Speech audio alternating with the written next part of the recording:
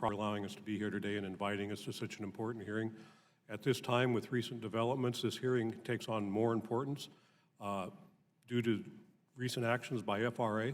I prepared a 5-minute long speech today with a number of issues to address some of the items that I think are important to the people that I represent and also to the American public. But after hearing testimony from the first panel this morning, I've dispensed with those prepared comments on 5 minutes because I believe there are two issues that have risen that need extra attention, and I think you deserve a different perspective on those issues. And to begin, I'd like to address FRA and its, apparently to me, abdication of its oversight responsibilities with respect to a number of issues. And I'm going to go back a little bit in history. In 2008, Congress passed the Rail Safety Improvement Act. It was a very large piece of legislation. It had a lot of ramifications, including positive train control and others. Since that time, we're talking over a decade later, there were mandates in that law requiring certain fatigue pilot projects and issues that would address the welfare and working conditions of the nation's railroad workers. FRA has not yet implemented any of those provisions. We have a list, it's contained in my written submission, I'd ask you to review it, showing exactly how FRA has abandoned those conditions which are most important to us who work on the railroad. And I too am a railroad worker. I started out on the railroad doing the work of being both brakeman, conductor, locomotive engineer.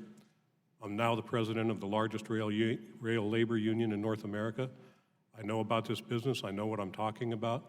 And FRA's decision to abandon the railroad workers and the safety of the American public is devastating to me personally and to the people that I represent. In addition to the 2008 RSIA mandates that were never implemented, we have a number of other issues. One is the Mexican issue with crews coming across the border into our country that my colleague, Mr. Pierce, has already referenced.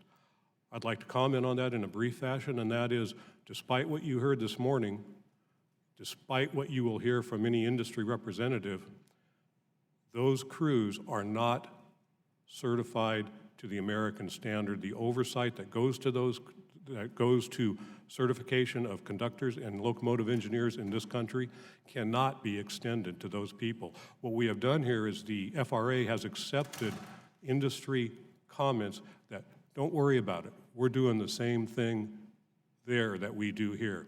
FRA has no opportunity for oversight. They can only take the word of the railroads, and the railroads have proved historically that they cannot self-regulate in the safety arena without oversight from the federal government. And I encourage all of you, all of Congress, to take a look at that very important issue. Beyond that, one of the most important things that we're talking about today is the two-person crew. May 23rd, this FRA went back on all of the information, all of the studies, and all of the work of the prior administration and rescinded its notice of proposed rulemaking.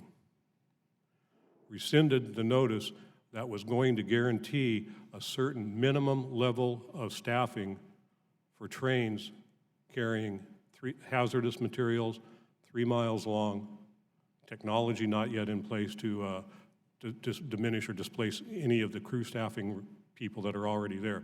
And we've heard something about collective bargaining, that it should be left to the Railway Labor Act. We're good at negotiating under the Railway Labor Act. We know how to do that.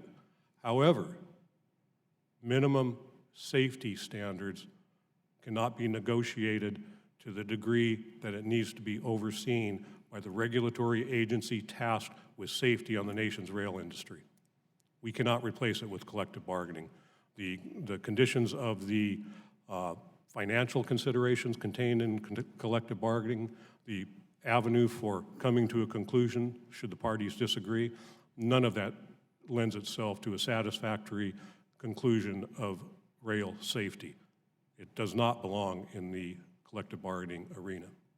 Going beyond that, I want to talk for a brief moment about precision railroading. It is exactly what we've heard already today. It has nothing to do with precision anything.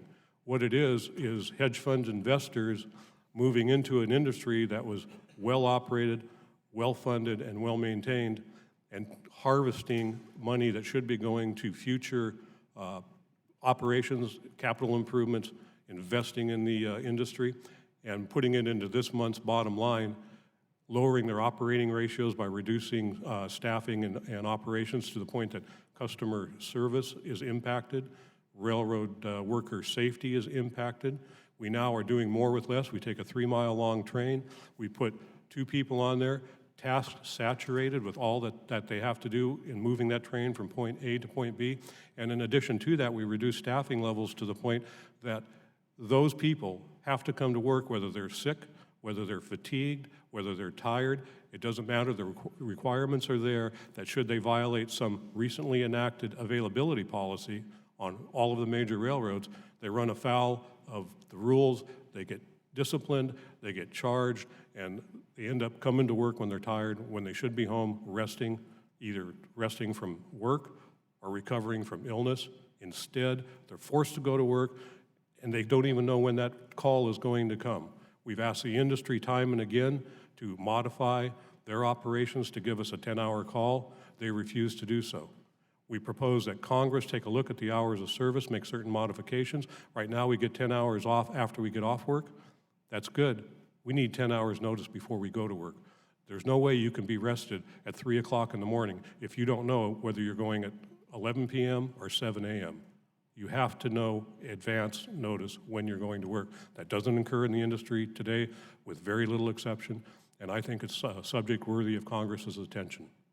I think I may have exceeded my time. Thank you very much again, and I appreciate this opportunity.